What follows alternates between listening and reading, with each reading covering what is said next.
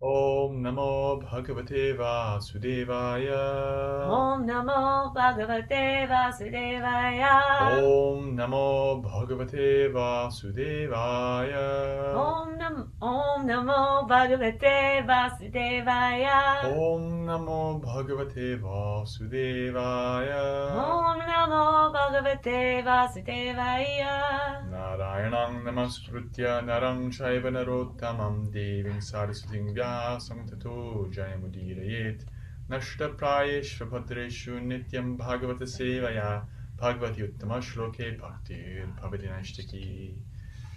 Okay, we have a very exciting day today here in the Middle Planetary System, North America, Vermont, and wherever you happen to be hearing this. We're starting a new section of Bhagavatam. We finished the prayers of Queen Kunti by the mercy of Srila Prabhupada, and I was sitting for some time thinking about, like, what should we read next? Because there's so many amazing sections, and I don't remember when this was, but at some point it became clear to me we got to read Prahlad's prayers. We got to read the prayers of Sri Prahlad Maharaj, because I don't want to oversell it, but they're going to change your entire life. Okay. They're going to change your entire existence. So we're going to start from Canto 7. We're jumping all the way to Canto 7. It's bona fide. We can do that because Prabhupada said we can. We can give classes on these sections and dive into it. But in order to do that, I'm going to give a little backstory of what's happening as a prelude, because Prahlad is just not offering prayers with no context. The context is that there was a great demon called Hiranyakashipu, and great means that he was the best at it. He was extremely selfish, extremely greedy, and extremely powerful. This materialistic person, Hiranyakashipu, had a son, Prahlad. When Prahlad was in the womb of his mother, Narada Muni, the great mysterious Narada Muni, who we've been hearing about in the Canto 1 study, Narada Muni, the great Acharya, he taught her, Prahlad's mother, some truths, spiritual truths. And Prahlad was in the womb when he heard this. He heard these things, and he became very purified, and he was born a great devotee. And even at a very young age, Prahlad was very inclined to Krishna's service. Now, long story short, Hiranyakashipu did not like that, because it was a challenge to his attempt to make himself the center of the universe. So he tried to rectify in his mind Prahlad's attitude by sending him to boarding school and basically trying to manipulate him into becoming like him. It wouldn't happen.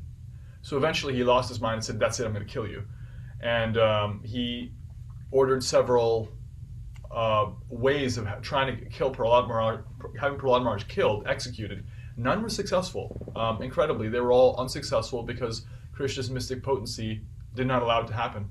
So he pulled out his own sword and tried to kill him. And when that happened, Lord Nrsingadev appeared from a pillar in Prahlad's in Hiranyakashipu's palace and had a protracted fight with Hiranyakashipu, killed him, put him on his lap, tore him open, in a really exemplary way. Actually, he did it in such a way as to keep the blessings of Brahma intact, because he had received blessings, Hiranyakashipu had, not to die in the day or night, inside or outside, on the land or in the water, killed by a human or by a non-human. And so Nrsingadev was neither human nor non-human. He was in a never before seen form. He was killing Hiranyakashipu at the junction between day and night, at the doorstep and on his lap. And so Krishna, the supreme lawyer, kept all these little rules intact, but he killed him nevertheless and liberated him. And he did so in an exceedingly angry mood. And all the demigods present were celebrating that Hiranyakashipu was killed, because he was frankly terrorizing the whole universe. He had subjugated the demigods. But Nrsingadev was so furious that practically nobody knew how to pacify him. And so even Lakshmi Devi, the wife of Narayana, said, "I've never seen my husband like this. I don't know what to do." And so the context here is that the demigods are afraid to approach the Lord. They're afraid because of his wrath. Now, Hiranyakashipu was killed, but still, the Lord is quite angry. And so Brahma is ushering Prahlad and saying, actually, he's come because of you. He's come to protect you. You please go and you satisfy him with prayers. So, having been urged to do so, we now enter the Srimad Bhagavatam, Canto 7, Chapter 9. Prahlad pacifies Lord Nrsingadev with prayers. Verse 8, 798, the beginning of the prayers.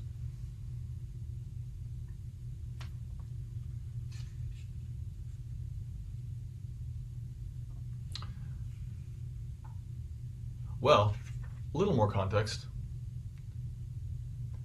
He accepts Brahma's words. He proceeds to Nrsingadev, offers his obeisances. Lord Nrsingadev raises Prahlad with his own hands, places his lotus hands on the boy's head to bestow benediction, and fills him with ecstasy, fills his heart with love. Prahlad Maharaj fixed his mind and sight upon Lord Nrsingadev with full attention and complete trance. With fixed mind, he began to offer prayers and love with a faltering voice. Verse 8. And all these verses are in a very interesting meter. The same meter as the Brahma Samhita. Shri Prahlad Uvacha Brahmadaya Suragana Munayota Siddha Satvaikatana Gatayo Vacha Sampravahai Naraditam Purugunai Ratuna Pipipro Kantoshtamarhati Same Harir Ugrajate. Prahlad Maharaj prayed, how is it possible for me, who have been born in a family of asuras, demoniac persons who are averse to the service of the Lord, to offer suitable prayers to satisfy the Supreme Personality of Godhead? Even until now, all the demigods, headed by Lord Brahma, and all the saintly persons could not satisfy the Lord by streams of excellent words. Although such persons are very qualified, being in the mode of goodness, then what is to be said of me? I am not at all qualified. Srila Prabhupada's purport.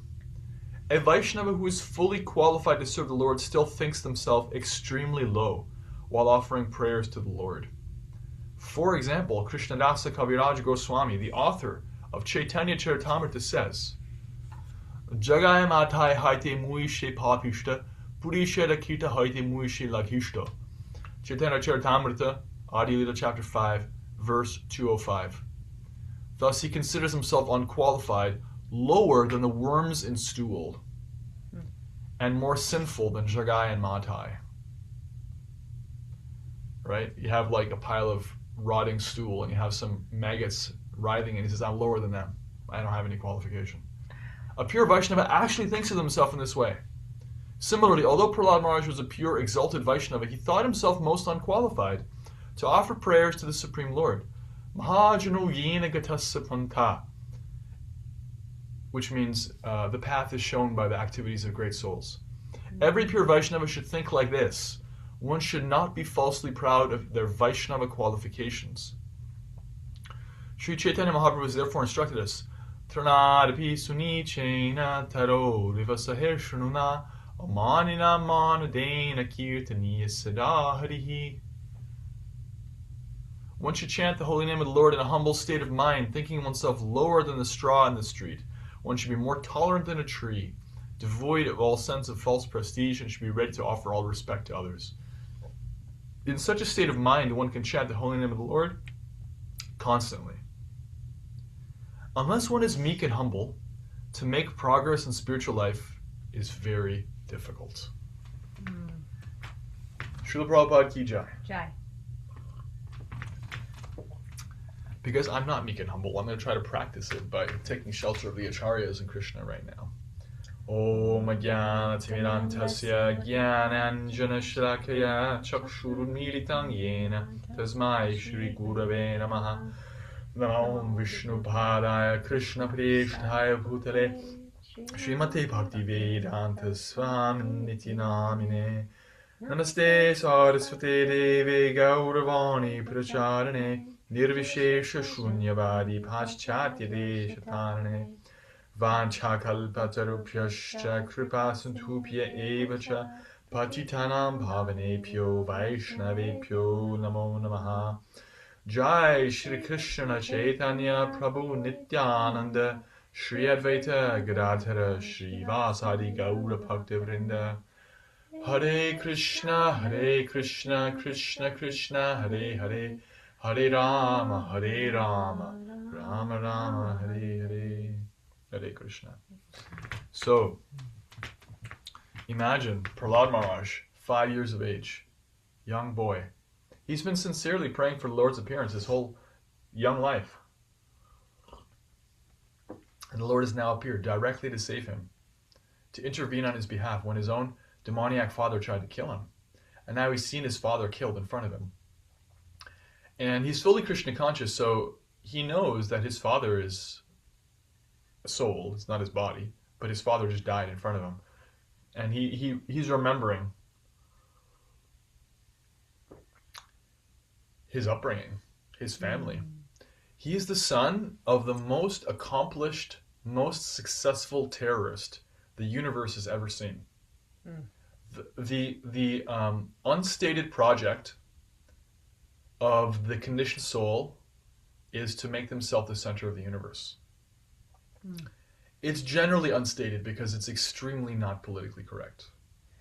If you're a little bit pious, when you have a vision of your own false ego, you feel embarrassed because it's actually quite nasty. The false ego wants to be God, wants to be the center of the universe. And depending on one's level of purity and piety, one may polish that up, to one degree or another. Or one may be like actually completely pushing that forward without any shame. That's Hiranyakashipu. And of everyone we've ever known in the history of all recorded persons, Hiranyakashipu was the most successful in his endeavor. He was still unsuccessful, but he was the most successful.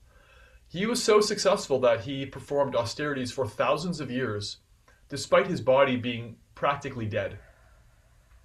He stayed in one spot, performed such vicious and austere austerities that his body was consumed by ants. He had to withdraw his life energy into his skeleton, he was practically like an undead zombie. He defied death in such a artificial way. The demigods were forced by the power of his strength to give him benedictions. And he received the benediction, what he thought, not to die. As it turned out, Krishna circumvented that, but he had incredible power. Actually unbelievable power. He subjugated the upper, middle, and lower planetary systems. He was at this time living in Indra's palace, having humiliated Indra and cast him down. All the demigods, even Narada Muni, a great devotee, had to bow down before Hiranyakashipu. So selfish and vicious was he.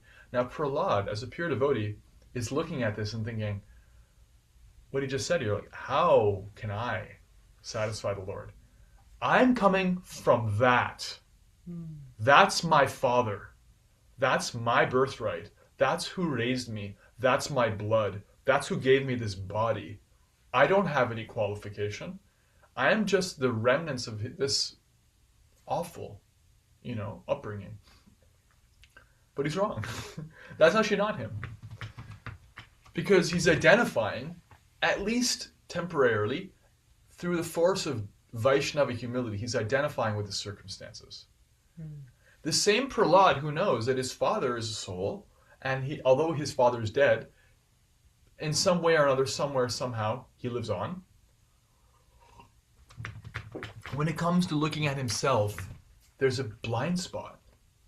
The blind spot is not due to a lack of philosophical clarity. The conditioned soul may think that they're great or they may think that they're bad. But if they're a conditioned soul, they lack real clarity. They don't actually understand who they are. They may think I'm on top of the world or I'm the lowest. And that's just big self-esteem and small self-esteem. High self-esteem and low self-esteem. It's not actually truth. Truth is, I'm an eternal soul. I'm part and parcel of the Lord. Prahlad knows that about himself. He knows about everybody. So why does he think that he's so low? It's Vaishnava humility. It's actually a spiritual quality. This is a very interesting thing. It's not that low self-esteem is a spiritual quality. There's a way in which when one practices sincerely, one's heart becomes softened, and one of the symptoms that comes is one becomes naturally humble in a descending way. It is not created by the force of circumstance, right? If you're bullied, you can think low of yourself. If you're abused, you can think low of yourself. If you're in the mode of ignorance, you can think low of yourself. If you are thinking, thinking low of myself can get something, you can do the whole false modesty thing. These are all kinds of reasons why someone can think that they're insignificant. But to actually feel oneself insignificant is only possible if one actually understands how significant Krishna is. And to that degree, one will by comparison feel very, very small, because Krishna is very big. And this is why in the Bhagavad Gita, in the 13th chapter, Krishna, when asked, what is knowledge by Arjuna? He's asked a series of questions. One of them is, what is knowledge? In verses 8 through 12 of chapter 13 of Bhagavad Gita, Krishna answers what is knowledge. And he gives like 20 different qualities. And if you embrace any of these qualities, to that extent, you are capable of receiving knowledge. And the first two qualities are armanitvam, adambhitvam, humility and pridelessness. The list goes on. Ahimsa, nonviolence, tolerance, simplicity, accepting teachers, cleanliness, purification of the self, etc., etc. But it starts with humility and pridelessness, because if you don't have basic humility, basic freedom from the tyranny of pride. Pride is a tyrant. Pride is a tyrant that pushes us around. If we're not free from the tyranny of pride, we cannot receive knowledge. How is it? Somebody comes to share something. Anybody, an expert. Michael Phelps comes to teach you how to swim. Mozart comes to teach you about music. Or Jimi Hendrix, if you prefer. Srila Prabhupada is there in front of you. Krishna is there in front of you to give you something. And you're like, I'm good. I'm all set. That's the tyranny of pride. If we can't get that out of the way, it's very difficult. As Prabhupada says, last sentence of the purport, unless one is meek and humble, to make progress in spiritual life is very difficult. Actually, unless one is meek and humble, to make progress even in material life is very difficult. Which is why some people stop making progress as soon as they become physical adults, because they're no longer forced by biology to be meek and humble. When you're a child, it's natural. You're smaller than everybody else. You're weaker than everybody else. In some ways, you're less significant than everybody else. Actually, children can be quite intelligent, but it's supported by biology to be meek and humble. And as soon as someone gets a little bit of testosterone in their bloodstream, a little bit of power, they may abandon that and may never go back. And therefore, they stop their education at the age of whatever. But lifelong education is a great benefit, and it's supported by humility and pridelessness. So this quality that helps even immaterially becomes really truly present in spiritual life when one starts to practice, because one comes in proximity with the supreme pure, right? Now, Prabhupada gives a beautiful analogy. He says that just like when one approaches the sun, one has to become, or approaches fire, one has to become fire-like. When one approaches the supreme pure, Krishna, one will become pure. They'll become purified. It's not that you can say like, I'm going to walk up to this fire and I'm not going to get warmed up, right? Is that possible? No, it's not possible. Can you walk into the sun and stay the same as you are now? No, you cannot. Your material body will be disintegrated. Everything will be transformed by the radiant power of that energy. You will become like the sun. You'll become brilliant. At least your body will, right? You can't stay unchanged. Krishna is like that, but on the spiritual platform. It is not possible to become Krishna conscious without becoming purified. It happens. And part of that is that one sees, because one remains a unit. We are always eternally individuals. And because we're situated as an individual, and that doesn't go away, Krishna says in Bhagavad Gita, before he starts teaching Arjuna, the first thing he says, never was there a time when you did not exist. Never was there a time when I did not exist. And all these kings in the battlefield, never was there a time that they did not exist. We all exist now and will continue to exist in the future. Present, past, and future. All of us are individuals. 212 Bhagavad Gita. So as individuals, we still feel our selfhood. But now, as Krishna conscious individuals, we feel our selfhood and we feel Krishna. And then what happens is that we realize, oh, I'm really small. Which can be really poignant, because if we've been holding on to the false ego, we've been thinking like I'm a big deal. And then our false ego becomes brought down to size. Brought down to the real ego. The real ego is that I actually am insignificant. And it's okay. It doesn't make me bad or wrong or ugly, or I'm not unhappy about that. I'm actually really happy about that, because I'm completely protected by the Supreme. He's got the whole world in his hand, like the song goes, right? They made us sing that in daycare. Yeah. Because that's a beautiful truth. It's actually worth embracing. So a pure devotee fully understands their insignificance, and that makes them actually so significant. Prabhupada says, a Vaishnava who is fully qualified to serve the Lord thinks themselves extremely low while offering prayers. Prabhupada, famous pastime, was teaching his disciples to always think that they can be taken by the illusory energy of the Lord, and be very, very careful to not fall down. And after one such talk, one disciple was observing Srila Prabhupada offering very, very heartfelt, humble prayers before the deity with like fixed attention. And who knows what was happening in his heart. And this disciple afterwards waited for the moment to pass, and afterwards approached Srila Prabhupada and said, Srila Prabhupada, if it's not a problem, if it's appropriate, may I ask, what did you pray for in front of the Lord? And Srila Prabhupada answered very humbly, I pray that I may never fall down. I pray that I may never fall down. And his disciple said, but Srila Prabhupada, you can't fall down. You're a pure devotee. And Srila Prabhupada said, this is why I don't fall down. Because I'm praying like this. So it's not that he was actually in danger of falling down necessarily. A liberated soul stays liberated by being humble. And also a liberated soul's qualification is that they're always taking shelter of Krishna. Right? So being situated at the lotus feet of the Lord, one sees themselves, they see the material energy, the world that they're in, here in this planet or some other material planet, right? And they see the Lord, and they're like, yeah, I don't want that, I want Krishna. And please make sure that I don't fall down. And they see their smallness. And so even if they're doing very significant service, like Srila Prabhupada, extremely significant. What if you're the world acharya? What if you're the only senior devotee in the entire movement? What if you're translating the Bhagavatam? What if you're responsible for remembering the mood and mission of your spiritual master and all the acharyas before them? What if the entire continent is looking up to you? You know, that's big service, right? But Prabhupada said again and again and again, when praised and glorified by his disciples, he said, I have only one qualification, and that is that I considered myself the servant of my spiritual master. And I try to function this way, and I'm trying to function this way always and always and always. And therefore this movement is going on by their mercy.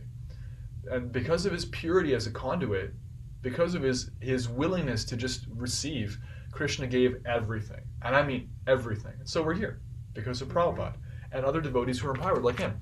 So this mood is actually universal in the line of pure devotees. We see it everywhere. We see this in every tradition. This is actually a function of spiritual psychology. It is not a function of biology.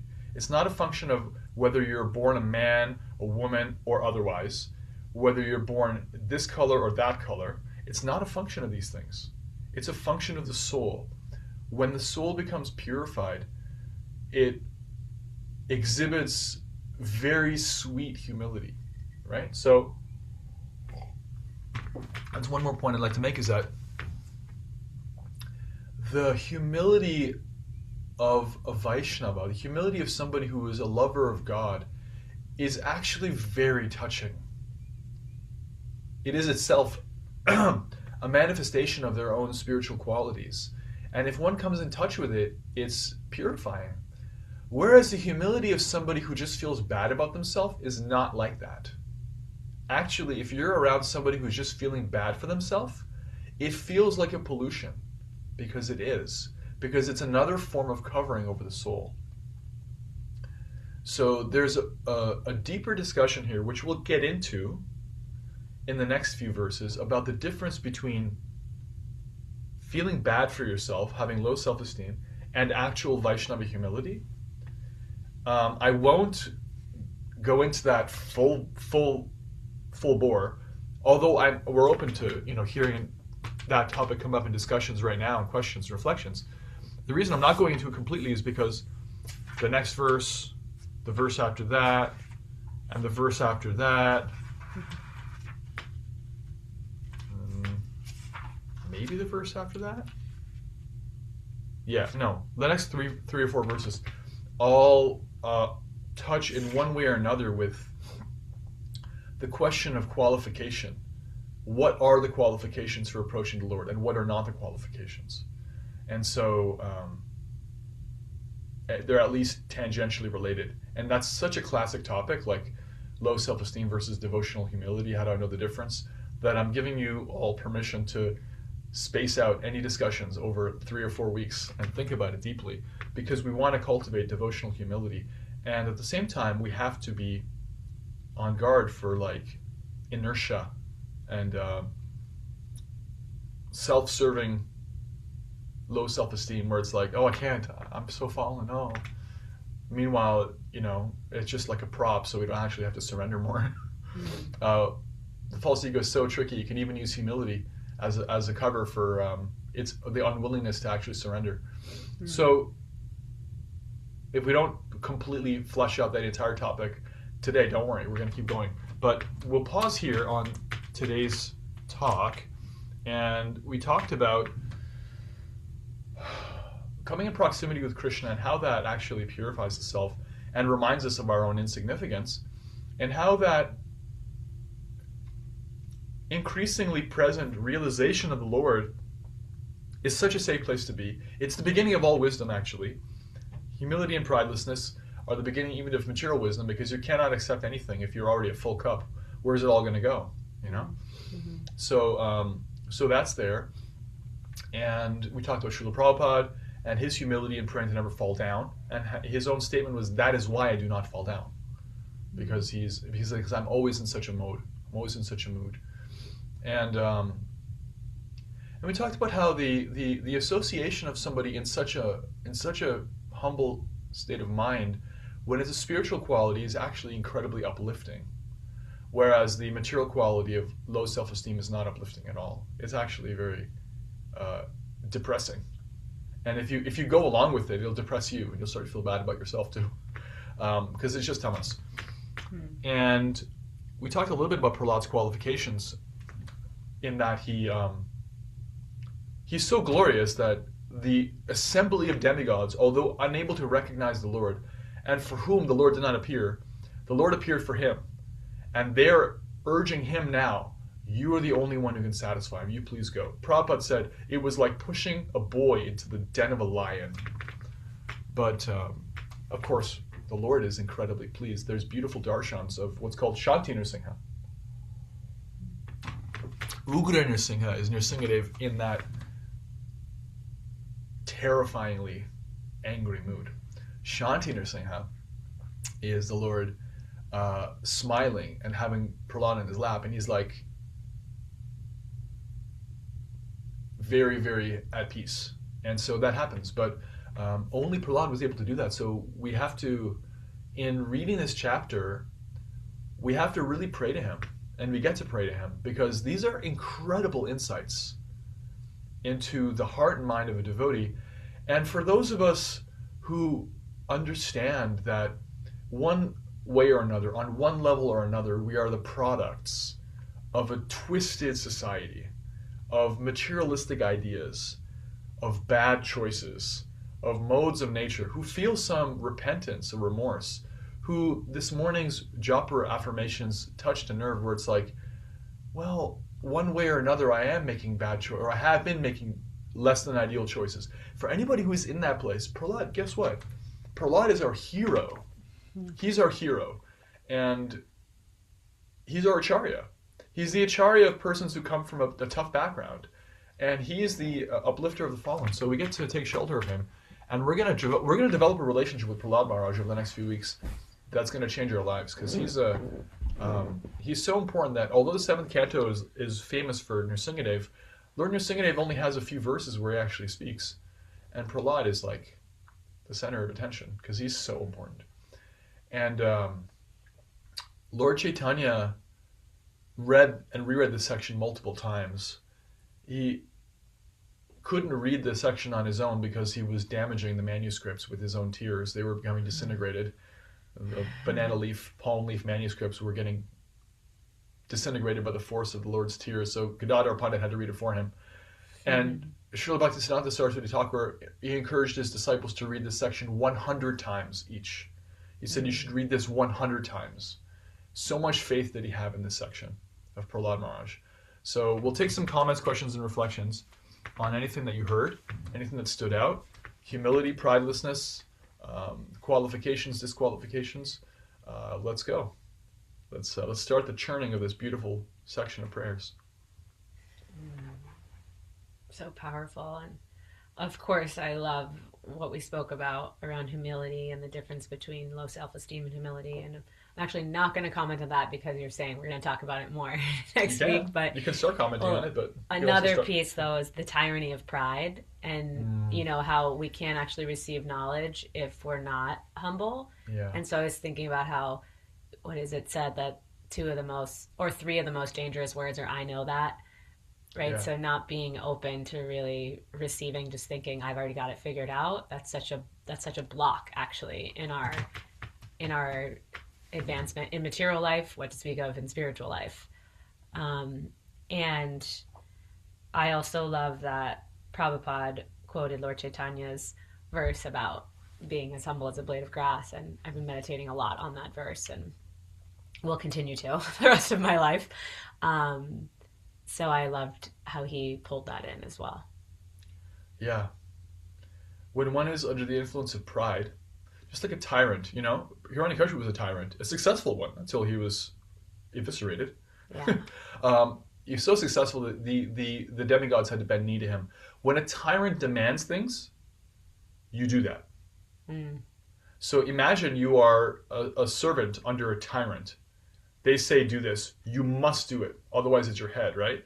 So when I see the tyranny of pride, I mean like we're practically forced.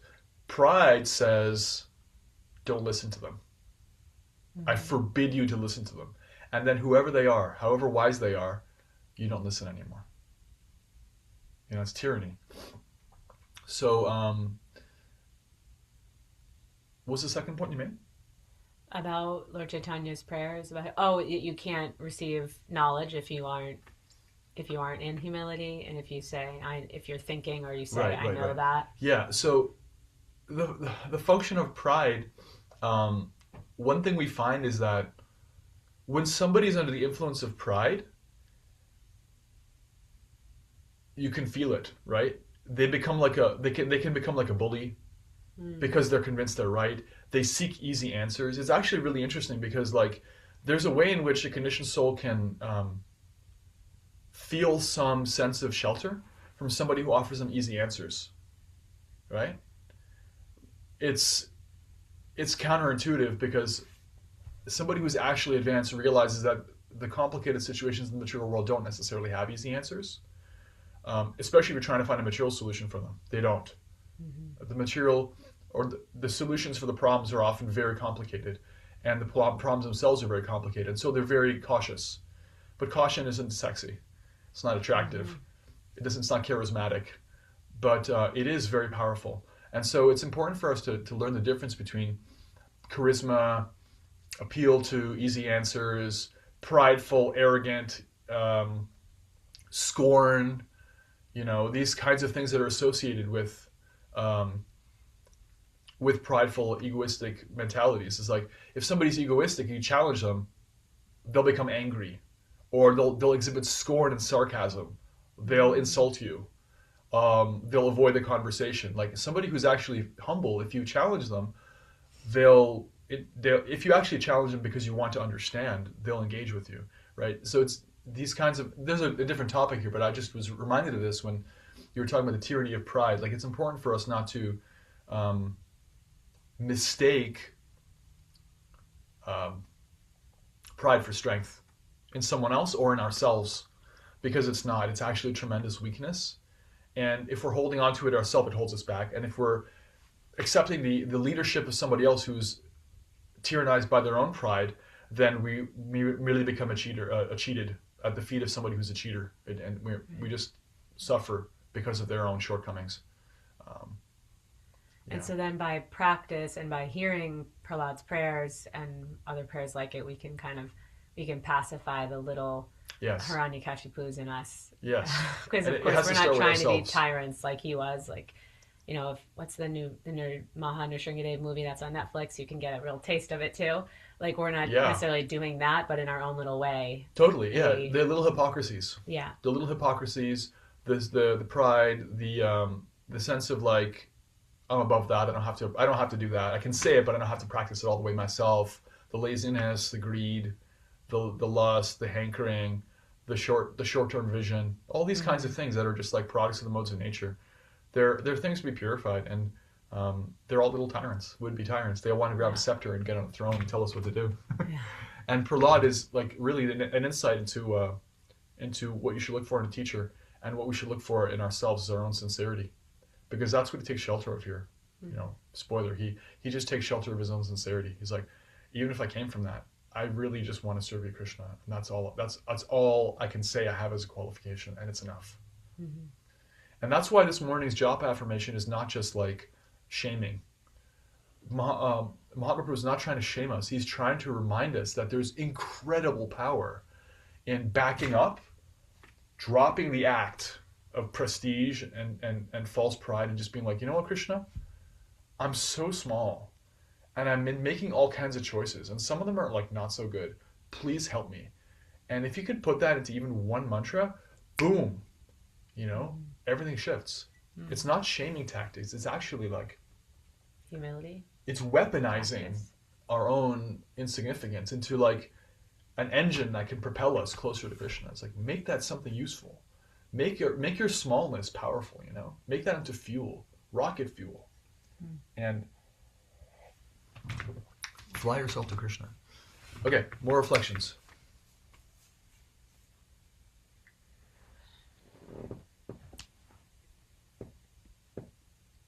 I was waiting for Tanya to unmute, but you were waiting Try for goes to me. the runner. One or the other of us. I'll be quick. I was thinking of just quickly, for me, humility also is synonymous sometimes with honesty, coming from an honest perspective rather than Right. being too much or too little. And there's another program I'm in that sometimes refers to, and I refer to myself this way, as an egomaniac with an inferiority complex. And so to be able to be balanced in how I view the world is really, really important.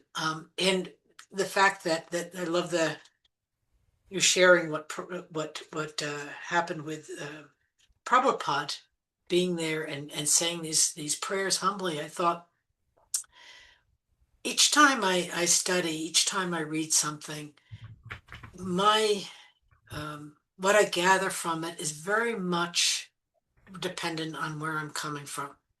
If I'm in a lot of pain and I read a verse, I feel one way about it. If I come and I'm just very, whatever, it's another verse, no big deal, I might not get as much out of it, which is why it's important to continue to study, because every time I sit down to pray or to study any kind of verse, I'm bringing myself to it, and I have all those emotions, all those feelings, and it changes what I learn and how I grow from those verses. So continuing the process is very important. So thank you very much, Hare Krishna. Yeah. Mm. Yeah. We don't see the world the way it is. We see it the way we are. And so, like working on our lens, making it more and more clear, super, super powerful. Yeah. Um, an egomaniac with an inferiority complex. There's a powerful kind of way in which the conditioned soul has got this weird bipolar thing going on, where they're constantly going back and forth between karma and gyan, trying to enjoy something, trying to renounce it, diving right into it, and giving up, frenzy and fatigue, like material intoxication and lamentation. On top of the world, at the bottom of the roller coaster, like completely like exhausted. And that's only possible when you're in an artificial position. And an artificial position is characterized by these kinds of swings. So when we see like Srila Prabhupada, and he's saying, this is why I don't fight out, because I'm always like this. Prabhupada's experience and the experience of pure devotees is an experience of steadiness, because they never leave their position. They never like, oh, did any of you watch the Lord of the Rings movies? Mm-hmm. The ring, Tolkien's ring, he made it very clear that the ring is a power that is so powerful that nobody can actually not be tempted by it. Even Frodo is tempted by it at the end. Frodo at the beginning of the first movie says, Gandalf, why don't you take it? And Gandalf raises his voice like, no, no, no, no, no, no, no, no. I would think I'm doing good, but I would do bad, right? Mm. And there's this way in which the pure soul never like plays with the idea of like, yeah, but what if I just like 10 for you and 1 for me, Krishna? What if like all the gopis are for you, but this one is for me? What if all the material energy is for you? I just want this one corner for me, right? And then next thing you know, it's a slippery slope, and like you're in a ditch somewhere, you know, with a needle in your arm or something. It's just like, it's not pretty. And so that game isn't played by the pure devotee. They're fully steady, and in that steadiness, they have a full emotional experience. Sometimes they're laughing and joking, childlike. Sometimes they're very stern, very serious, instructing. They have a full experience. They have a full life, and their spiritual, eternal existence goes on, all the ups and downs, but they're never moving from their position. And contrast that with the material existence of an egomaniac with an inferiority complex. It is exhausting dealing with our our minds. The up and down of the mind is just so troublesome, my God. Mm-hmm. And that stability we're hankering for is only possible if you come back to the lotus feet of Krishna. It's like, I just live here. Whatever I do, it's just in service to Krishna. Whether it's big or small, it's just in service to Krishna. Whether I have a powerful body or a weak body, or I'm dying or I'm living, I'm in service to Krishna. That's no problem. And there you got stability. Otherwise, it's such a roller coaster, my God. It's so tiring. So I was just reminded of that because, yeah, tyranny of pride. Mm. Tanya. So, I've been thinking about this in my, corporate life, right? So, which is, it's so interesting because, yes, we definitely have to make progress by admitting that we don't know the thing. Like, when you're trying to solve a problem, you have to admit there's a problem, right?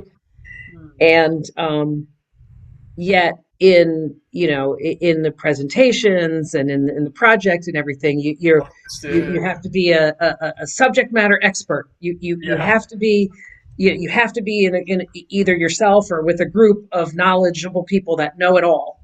And yet most of us, speaking from, a female body at this moment in time, vacillate between that subject matter expertise and, imposter syndrome. Self-doubt, sure. Right? Because, it feels like you're faking it, but you're not. Like, sometimes you are, sometimes you're not. And the whole concept of fake it till you make it, it puts this ironic pressure on us all to have bravado and pretend we know it all. Yeah. When we don't. And the system rewards those that can pretend they know it all the best. Sure. Like every CEO and C-suite person has the team of people under them that know it, or at least can try to explain it to them. But they've got the gift of gab and to stand in front of people and act like the superior people that know everything.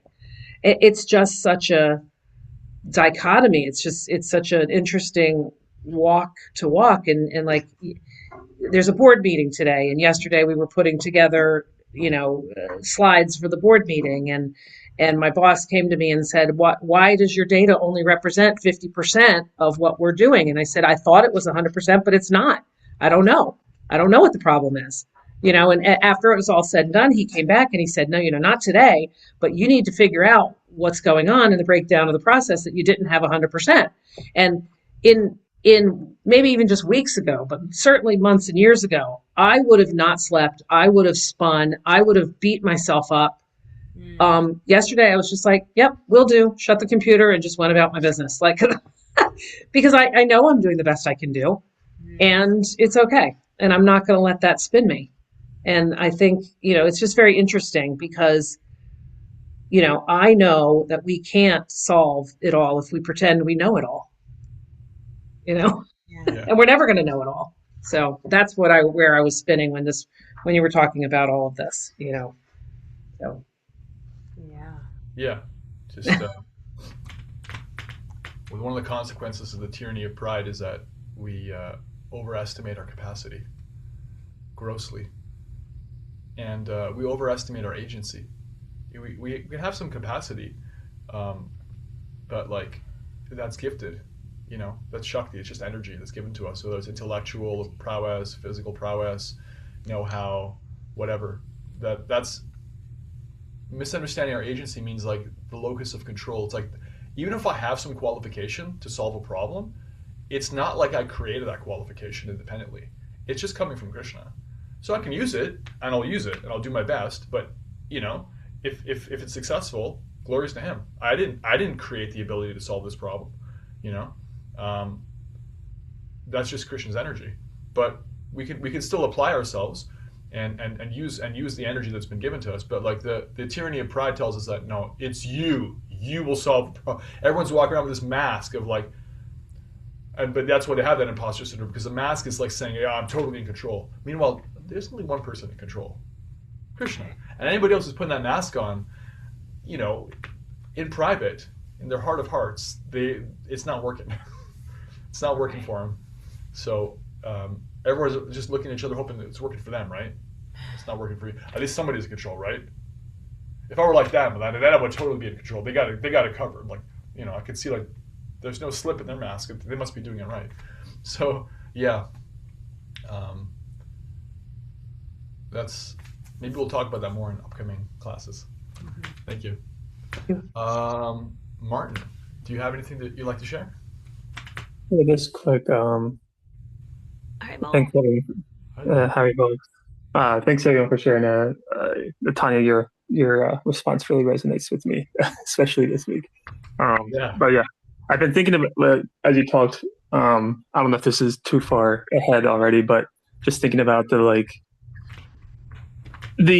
wonder and awe that I often get from looking up at the stars, or the insignificance that one can feel, and you kind of alluded to it already, I guess. Right, it's one of the reasons I love, or used to love, traveling, is because you just get this, at least I do. I get this intense, insignificant feeling of, oh, there's so many people, I'm so small, whatever. And I think one of the things about bhakti is like you learn how to take these emotions and apply them to service of Krishna, or love of Krishna, because it's like just feeling insignificant, and for me for a very long time has been a way of escapism. Yeah. And it's not, that only goes one place long term, right? And it's like, as you described, a depression. That's good, yeah. And it can breed a little bit of humility, a little bit, but it really can spiral other directions. And I think that when I think about feeling insignificant after the class, it's like, yeah, like you can kind of apply that to bhakti, or use bhakti to Krishnafy that feeling, right? Like, because it's not a feeling that isn't valid. It's just if you don't have a reason behind it, other than there's just a ton of people in the world, that's not a useful exercise, basically. Yeah. Yeah, I mean, it's the kind of thought exercise that if you take it to the extreme, where you try to meditate on the size of the universe and the scale of time in which we're capable of conceiving of, and then try to push your brain into like the scales that are beyond what you can conceive of, it can actually make you a little crazy. People have been known, you know, as Friedrich Nietzsche said, who ended his life in a insane asylum. If you stare into the abyss, don't forget that the abyss stares back at you. So there is a way in which like meditating on insignificance can become quite nihilistic, and even before that, it creates other consequences like depression, or it can be an escape. But it's actually beautiful to be spiritualizing those things, because like. And Prabhupada talked about this. This is one of the reasons why it's so recommended for sannyasis to travel, because traveling puts you out of your comfort zone and reminds you of how things are different in other places. And then you see so much of the Lord's creation, and you're like, wow. And yeah, natural world, other people, ideas you'd never come in touch with before. It opens your mind. And if you're already like on a mission to make yourself small and try to see the Lord, then the traveling can be quite supportive of that. Make yourself small means like lower your own false ego, and increase your capacity for service. So something that devotees have kind of time-honored practice of, just like going on yatra, pilgrimages, whether it's to holy places or like, just like if you travel to out of state, just see people watch, look at the world, notice around you, notice how the cycle of seasons is going on, and there's things that are much bigger than us. And that's you're here in Vermont, we have mountains. Mountains are great because they're so much bigger than you, and you're like, wow, pretty small, aren't I? Or bodies of water. So yeah, I resonate with what you're saying. We will pause on Prahlad's prayers for now, and we'll jump back into them very soon, but you can all read ahead, and I recommend you do, because we're going to be changing our lives with these prayers. I'm calling it right now. Srila Prabhupada ki jai. Srimad Bhagavatam ki jai. Shri Prahlad Maharaj ki jai. Now let's offer our respectful obeisances unto all the Vaishnava devotees of the Lord, who are just like desire trees. They can fulfill the desires of everyone, and are full of compassion for all the fallen conditioned souls. Jai.